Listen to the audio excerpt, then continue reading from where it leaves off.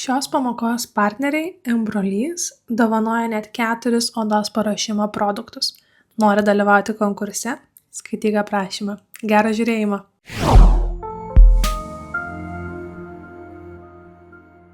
Prieš pradedant noriu pakviesti jus kartu su manimi sukurti vieną iš mano mėgstamiausių gaivių bei spindinčių įvaizdžių.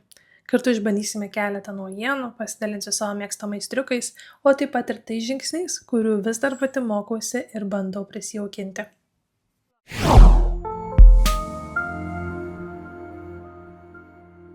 Demakiažo žingsnį ir veido odos paruošimo etapą atliksime su šiais 4 Embrollys produktais.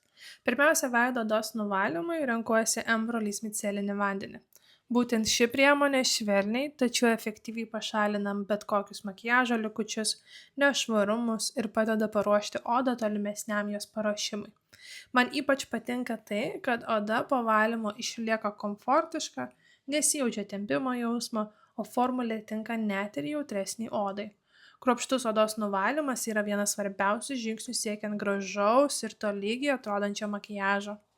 Švelniais judesiais vatos diskeliu keliauju nuo kaktos visų veidų žemyn tam, kad bet kokius nešvarumus pašalinčiau nuo odos paviršiaus. Sekantis žingsnis tai apnuogintą odą gausiai papurškiu Embrollys toniku, kuris padeda sureguliuoti veido odos pH. Veido odos drėkinimo etapą pradedu nuo Embrollys Hydra serumo. Būtent šis gelinės konsistencijos serumas intensyviai drėkina odą, suteikia jai komforto pojūtį ir padeda atkurti drėgmės balansą. Lengva šio serumo tekstūra greitai susigeria visiems odos tipams, neapsunkina odos, o ypatingai tai yra svarbu riebiai ir mišriai odai. Ir šis serumas sukuria puikų pagrindą tolimesniam odos paruošimui, tai yra intensyvesniam drėkinimui.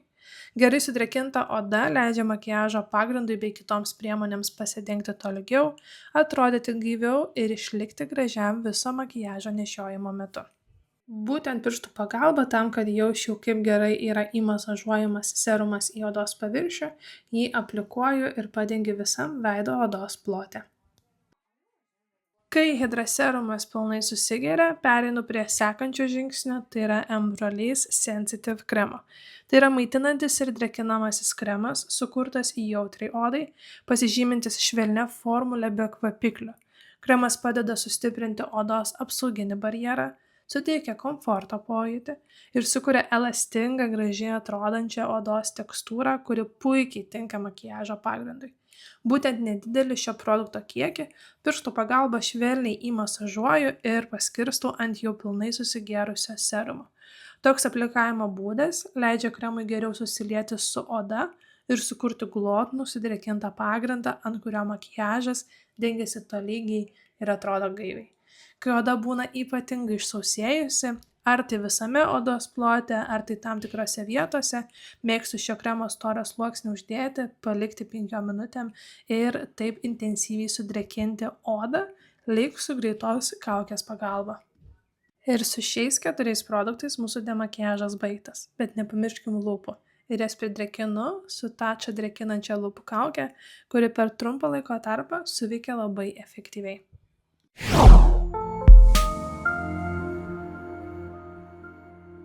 Kol veido odos priežiūros priemonės pilnai geriasi į veido odą, dekoltė zonai suteikiu papildomą švytėjimą naudodama Sol de Janeiro blizgantį kūno aliejų. Sustorus dideliu šepetėliu šį kūno aliejų aplikuoju visoje dekoltė zonoje.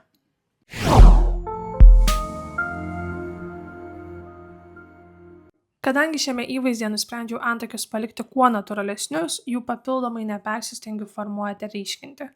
Pirmiausia, šepetėliu plaukelius kruopščiai perbraukiu prieš jų augimo kryptį, kad produktas pasiektų kiekvieną plaukelį ir suteiktų geresnę fiksaciją.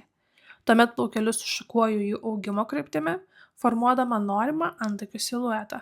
Toks būdas leidžia išgauti natūraliai pilnesnių, tvarkingų ir visą dieną išliekančių antakių efektą. Būtent šį procesą atlieku su Anastasia Beverly Hills permatoma antakių fiksuojančia žele. Šis produktas jums tiks, jeigu dirbate su paslankiais arba vidutinio paslankumo antakių plaukeliais. O kad želė dar greičiau užstingtų ir suformuotų antakių plaukelius, aš pasinaudoju vėjelio pagalba.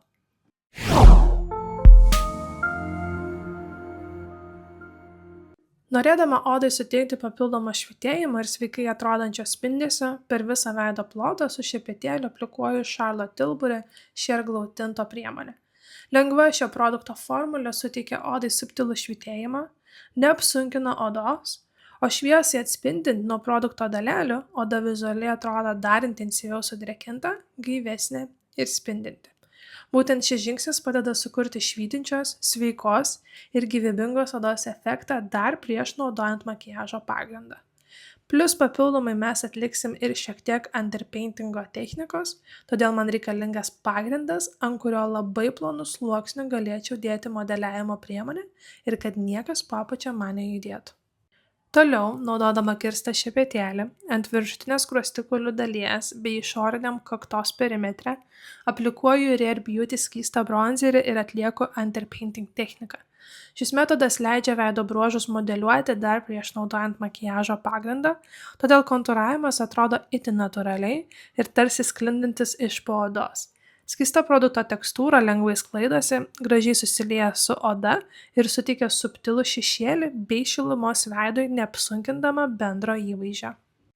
Kalbant apie paakius, tai jų srityje naudoju Bobbi Brown korekcinį pieštuką atspalviu Light Bisque, su kuria atlieku paakių šviesinimo techniką.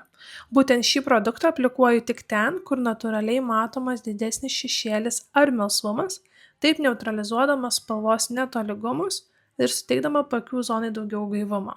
Daug korekcijų šiame etape aš dar neatlieku, todėl kad dabar keliausiu su Bobbi Brown intensyvesnio to paties pieštuko atspalviu, kad galėčiau neutralizuoti spalvinius nelygumus. Iš pradžių naudojau šviesesnę spalvą, kad atlikčiau šiek tiek šviesinimo techniką, o kad padaryčiau tikrą neutralizaciją tamsesnių paakių, keliauju su kur kas intensyvesne šio produkto spalva.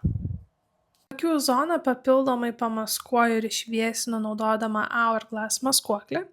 Būtent jį taip pat aplikuoju ir T-zonoje bei žemiau skruostikaulių, siekdama suteikti veidą daugiau dimensijos ir išgauti subtilų šviesos bei šešėlių balansą. Produktą sklaidau tankiu, trumpų šerelių šepetėliu, paakiuose aplikuodama maskuoklį ir leisdama jam šiek tiek padžiūti, o būtent šis šepetėlis leidžia tiksliai įdirbti priemonę į odą ir išgauti maksimaliai glotnų rezultatą. Dėl savo lengvos, tačiau gerai maskuojančios formulės, maskuoklis suteikia odai švelnų blur efektą, optiškai išlygina tekstūrą ir sukuria skaistesnės, pailsėjusios odos įspūdį.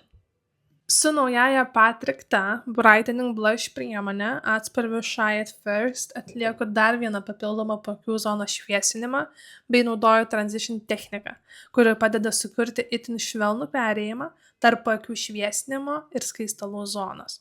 Ar ši naujiena iš tiesų pasiteisino, ar tiko įvairiems odos tipams ir ar verta ją įtraukti į profesionalų darbo lagaminą, apie tai sužinos Makeup Members akademijos narės jau Liepos mėnesį, kur kartu testuojame ir analizuojame naujienas.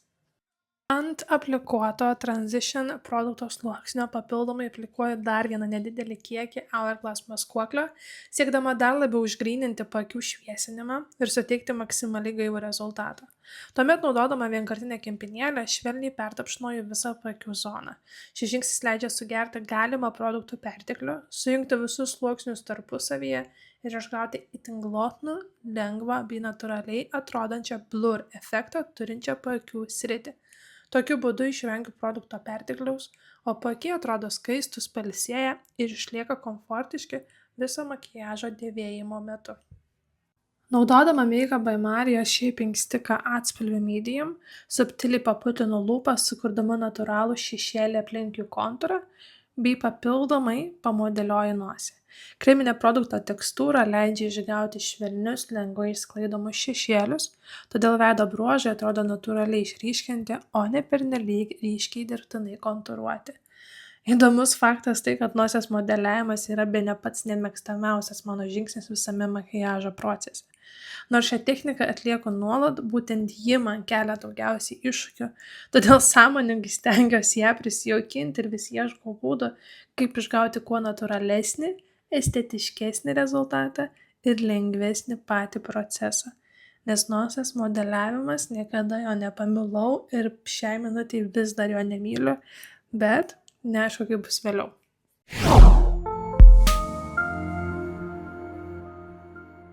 Naudodama vandeniui atsparų Make Up Foreverio pieštuką Limitless Brown, subtiliai paryškinu tarpblakstieninius tarpus viršutiniame voke, pieštuką vesdama per išorinę akies baltymą, taip optiškai prailgindama akies formą ir suteikdama žvilgsniui daugiau išraiškingumo. Siekdama išlaikyti harmoniją ir balansą, tą pačią kryptį lengvai atkartoju ir palei apatinės blakstienas išoriniame apatiniame akies kampe. Šis subtilus šešėliavimas padeda sujungti viršutinę ir apatinę akies dalis bei sukuria minkštą lift efektą ir žvilgsniui suteikia daugiau gylio. Su antra pagal šviesumą šešėlio spalva iš Patrick Ta paletės naudoju matinę spalvą ir ilgų šerelių puriu šepetėliu lengvai įretušuoju šį atspalvį į judrųjį akies voką, taip užfiksuodama bet kokius maskuoklio likučius ir suvienodindama judriojo voko spalvą. Norėdama iškelti antakio kaulą, aš naudoju pačią šviesiausią šešėlio spalvą iš Patrick Ta paletės ir nedideliu puriu šepetėliu šį atspalvį įretušuoju ant antakio kaulo. Einu iki tol, kol siekiu akies linkį, o tuomet norėdama atverti žvilgsnį išviesinu ir vidinį akies kampą. Kad šiuos atspalvius sujungčiau tarpusavį, naudoju didelį purių šerelių šepetėlį ir pereinu per viską abstrakčiai labai lengva ranka. Naudodama mažą precizišką šepetėlį ir tamsiausią akių šešėlių paletės atspalvį, įretušuoju šešėlį į jau aplikuotą Make Up Foreverio pieštuką. Šis žingsnis leidžia pagilinti rudą atspalvį, suteikti jam daugiau sodrumo ir kartu išgauti švelnų, subtilų smoky efektą. Šešėlis ne tik sustiprina spalvos intensyvumą, bet ir padeda išsklaidyti pieštuko kraštus, todėl akių paryškinimas atrodo minkštas, dūminis ir natūraliai susilieja su likusiu makiažu. Blakstienų klijavimą atlieku su kimči blakstienom ir masi pincetu. Priklijavus blakstienas, jas papildomai padažau, naudodama Bobbi Brown Smoky Eye Mascara tušą. Didžiausią dėmesį skiriu būtent blakstienų šaknims, kad jos atrodytų kuo sodresnės, o natūralios ir priklijuotos blakstienos tarpusavyje susilietų į vientisą liniją. Toks žingsnis suteikia žvilgsniui daugiau intensyvumo ir gylio, o blakstienų juosta atrodo kuo natūralesnė bei vizualiai tankesnė. Keliaujam prie kreminių skaistalų. Būtent juos koncentruoju aukščiau skruostigaulių, taip vizualiai suteikdama veidui daugiau pakėlimo ir išlaikydama švelnų, harmoningą perėjimą su anksčiau atlikta transition technika. Rezultatas, kurį noriu išgauti, tai gaivus jaunatviškas ir sveikai spindintis veido įvaizdis. Šiuos skaistalus įtapšnoju į kirsto kampo šepetėliu. Su ilgesniu šerelio šepetėliu ir itin lengvais judesiais į akies linkį įnešu švelnų rausvą šešėlio atspalvį. Subtilus rausvas tonas suteikia žvilgsniui šilumos bei padeda išlaikyti lengvą, gaivą ir elegantiškai bendrą įvaizdį. Ypatingai gerai tai žiūrisi harmonijoje su aplikuotais skaistalais ant skruostikaulių viršaus. Norėdama pašalinti perteklinį odos drėgnumą, tačiau neprarasti natūralaus švytėjimo, per veido odą lengvai pereinu su Hourglass Ambient Lighting paletė. Šio žingsnio tikslas nėra pilnai užfiksuoti makiažą ar suteikti kažkokį matinį efektą. Tai yra produktas skirtas subtiliai nusausinti odos paviršių ir išlaikyti sveikai spindinčią, gyvybingą odos išvaizdą. Dėl švelniai šviesą atspindinčių dalelių oda išlaiko savo švytėjimą, atrodo glotnesnė ir tarsi natūraliai apšviesta iš vidaus. Šis žingsnis nėra skirtas riebiai arba mišriai odai, kuomet norit kuo labiau matinio veido odos užbaigimo rezultato. Naudodama Hugh Wango sausą bronzerį atspalvių Straight Forward ir ilgų purių šerelių šepetėlį, pereinu per išorinį veido perimetrą, kad veidui suteikčiau dar daugiau dimensijos ir įnešiau šilumos. Ant skruostikaulių viršaus aplikuoju Patrick Ta sausus skaistalus atspalvio She's Blushing, siekdama suteikti veidui daugiau gaivumo ir švelnios spalvos. Skaistalus koncentruoju aukščiau skruostikaulių, taip dar labiau sustiprindama veido pakėlimo efektą ir išlaikydama gaivų, romantišką įvaizdį. O kad makiažas atrodytų harmoningas ir vientisas, su tuo pačiu skaistalų atspalviu lengvai pereinu ir per akies linkį. Šis profesionalų dažnai naudojamas žingsnis leidžia subtiliai sujungti akių ir skruostų spalvas, todėl visas įvaizdis atrodo dar labiau apgalvotas, minkštesnis ir estetiškai subalansuotas. Subirę pudrą ir tankiu šepetėliu, tačiau itin lengvais judesiais, pereinu per centrinę veido dalį, siekdama subtiliai sumatizuoti nepageidaujamą spindesį.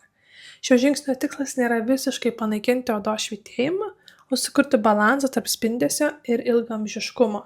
Tokiu būdu pavyksta prailginti makiažo išnešiojimo trukmę, išlaikant gaivų sveikai atrodančios odos efektą. Naudodama, kaip ir minėjau, tankų šepetėlį ir lengvą spaudimą, išvengiu perteklinio birios pudros kiekio, todėl oda nepraranda savo gyvybingumo ir neatrodo pernelyg matinė ar apsunkinta.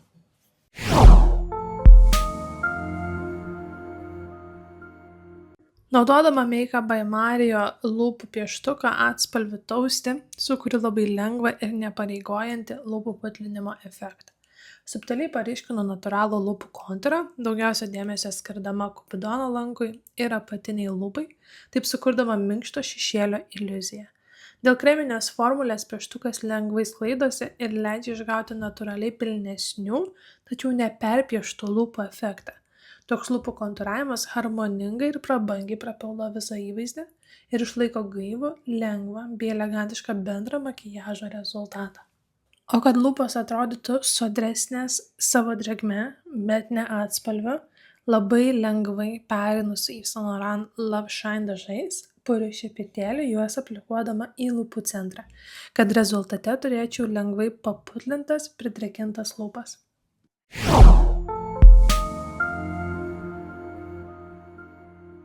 Tikiuosi, kad buvo įdomu ir dar labiau tikiuosi, kad ši pamoka jūs ne tik įkvėpė, bet ir papildė jūsų profesinį arsenalą naujomis idėjomis. O dabar kviečiu paspausti subscribe, pakomentuoti ir uždėti širdelę, nes tokių pamokų bus dar daugiau.